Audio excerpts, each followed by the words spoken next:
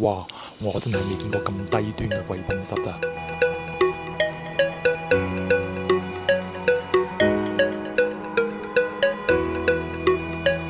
澳門機場都冇乜人啊，空溜溜咁樣啊！呢度就係熟食區啊！哇！睇下隻杯爛嘅，凍嘅。皆さんこんにちは，歡迎收睇《跳跳貓遊記》，我係 Alex 啊！依家咧我身處東京嘅成田空港啊，跟住落嚟咧就準備出發去澳門啊！呢條片咧就想同大家分享一下乘坐 Air Macau 商務艙嘅飛行經歷啊！Air Macau 即係澳門航空啦，簡稱澳航啊。經濟艙咧就坐過好多次啦，商務艙咧都係第一次坐嘅喎。咁想知道澳航嘅商務艙啊，值唔值得坐 ？CP 值如何？一齊同我睇下啦！行きましょう。跳跳貓遊記以東京為基地，觀眾朋友，如果你都中意美食、旅遊同日本生活資訊，咁就一定訂閱我哋嘅頻道，感謝每一位朋友嘅支持。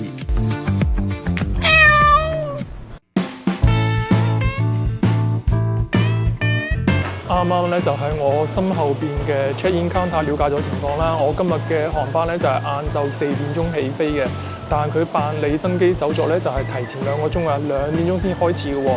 我覺得呢樣嘢咧就唔係咁接受得到啦。因為咁大個機場啊，係嘛？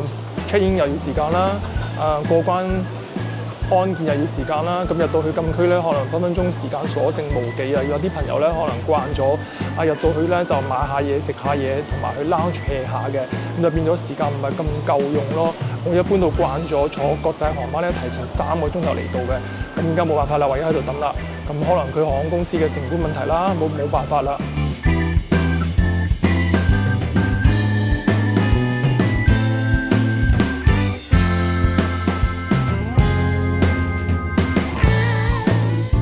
而家咧就準備去 lounge 嘅，咁 Air Macau 喺呢一個成田空港嘅 lounge 咧，就叫做 Aspire Lounge。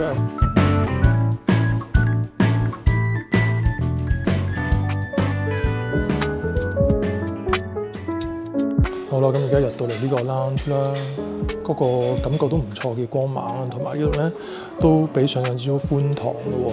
而家我揾個位坐低先，跟住睇下有咩食啊！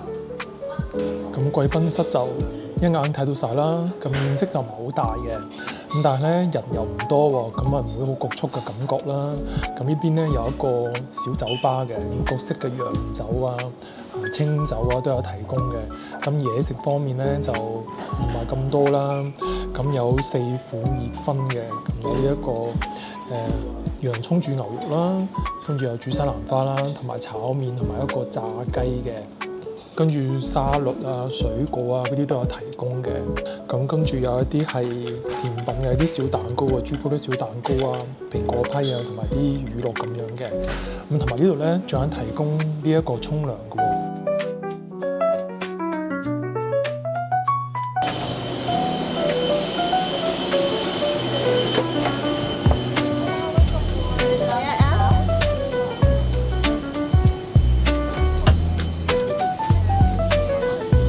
上到機又覺得唔係好失望喎，有少少驚喜啊！因為成架機咧又唔係好陳舊啊，冇乜歷史痕跡啊，睇得出咧呢個機艙咧設備係有翻新過嘅。咁基本上咧呢個空中巴士 A320咧就係二分佈啊個商務艙，唔係得8個位啫。商務艙嘅座位設備咧就非常之普通啦。咁左邊嘅扶手下面咧就有張可移動式嘅餐台啊，就可以咁樣打開佢啦。咁啊見到呢個餐台嘅面積啊都係可以接受嘅。咁右邊嘅扶手下面咧就會有一個窿啊，咁下面咧就有啲掣啊，咁樣似乎係一啲音樂或者係電視台嘅掣，但係喺飛機嘅座椅上面就見唔到電視機嘅喎。跟住喺前方咧就放咗一支水啦，咁上面有呢個 Air Macau 嘅 logo 嘅，咁隔離咧就一對紫色嘅拖鞋啊。咁因為呢個啲程機都時間好長，都係4個鐘頭左右啊，咁其實着唔着都冇乜所謂。跟住下面就係一個腳踏啦，你可以將佢踩落嚟嘅，咁我俾你晾腳啊。嗱，基本上咧商務艙嘅座椅咧躺平咧就唔使諗噶啦，都係可以向後挨少少，令你坐得舒服啲嘅啫。起飛前空姐就拎咗呢個餐牌俾我睇嘅，咁餐牌上面咧見到有2個主菜可以揀啦，一個係魚嚟嘅日式魚，另外一個咧就中式雞啊，咁我就揀咗魚餐嘅。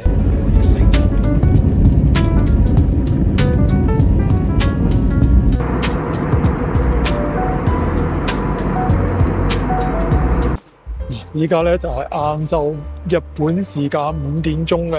咁其實我唔係好肚餓嘅，頭先咧喺呢個 lunch 嗰度咧就食咗好多嘢啊。咁但係因為要做呢個開箱測試啊嘛，咁所以點都要食少少嘅，試下啲味道如何啊。咁呢度個餐咧都係飛機餐咧，都係空姐用一個托盤啊，一盤就攞上嚟啦。咁我今日就嗌咗呢一個照燒魚嘅。咁呢個照燒魚咧就係日式煮法嚟嘅。咁啊，見到有有3嚿飯啦，芝麻白飯啊，跟住有2件魚嘅。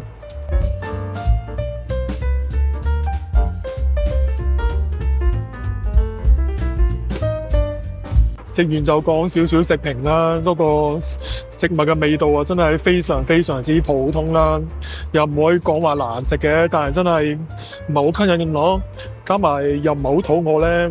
咁我記得舊年就坐過呢個 ANA 啊，全日空航空公司嘅商務艙啦。咁嗰陣時都介紹過嗰個全日空航空公司嘅魚餐係非常非常之美味嘅。咁呢度個照燒魚咧就煮到好甜啊，好甜好鹹嗰個味，冚過晒個魚肉味嘅，咁就基本上食唔到個魚味啦。咁其他啲前菜啊、配菜同埋啲素麵都係一般般啦。咁但係都係嗰句啦，一分價錢一分貨，同埋冇咁高嘅期待咧，就唔會咁大嘅失望啦。咁啊，飛機上面又冇電視機，但係咧佢有提供呢一個機內 WiFi 嘅，咁可以利用自己嘅手機或者 iPad 播 WiFi，跟住就睇佢提供嘅啲娛樂系統啦。座位前面咧就放咗本雜誌啊，咁你打開本雜誌咧，佢上面有呢一個教學方式啊，教你點樣打開呢個 WiFi 同埋接駁 WiFi 嘅。咁我今日就帶咗 iPad 啦，同埋見到你有選擇有中文簡體、繁體同埋英文嘅。見到有提供電影啊，但係電影咧就數目非常之少啊，得8套嘅啫。最緊要係有得解悶啊嘛。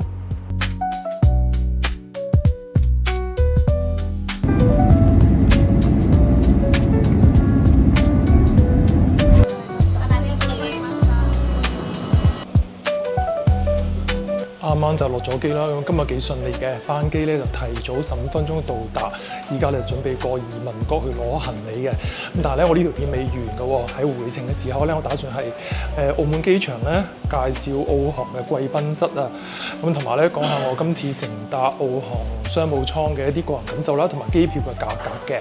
咁觀眾朋友記得睇到最後，唔好錯過剩翻低嘅內容啦。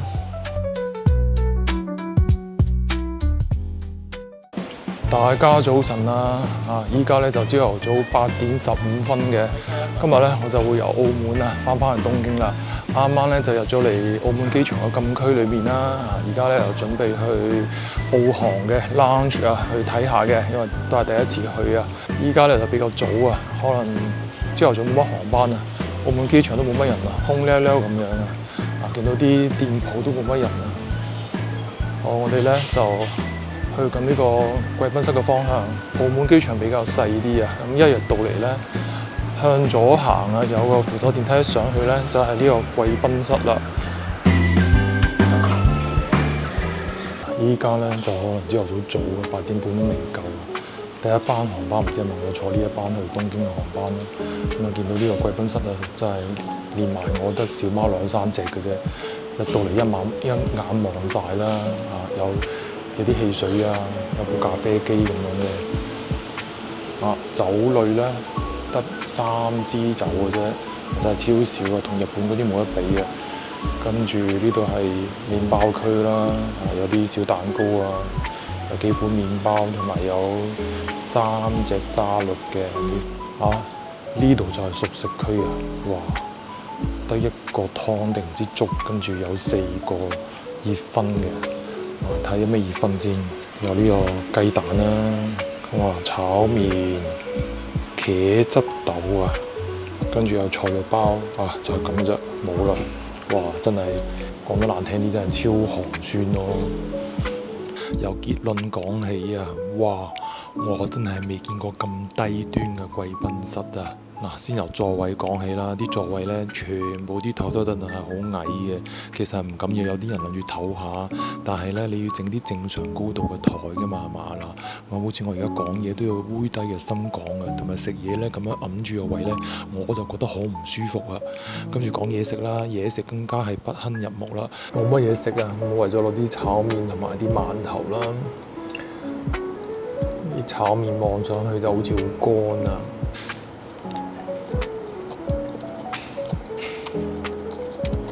凍嘅，